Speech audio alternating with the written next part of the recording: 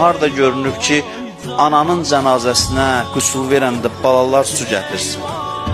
Bu çox ağır dərddir. Ana öləndə deyərlər ki, uşaqları uzaq eləyin cənazəsindən, qonşuya aparın, görməsinlər. Kim anasısı dünyasını dəyişib, uşaq vaxtında bilər, ananın cənazəsindən balanı ayırarlar. Deyim, mən elə mənzərə gördüm ki, o qərib adamsız əli qüsul verir, uşaqlar öz əli ilə su aparırlar. Deyir, amma bir şey gördüm, ürəyim parçalandı. Gördüm, paltarların ətəyi ilə ağızlarını tutublar ki, ağlamasınlar. Çünki əli demişdi ki, nə olsa da ucadan ağlamayın. Anozun vəsiyyətidir ki, heç kəs xəbər tutmasın.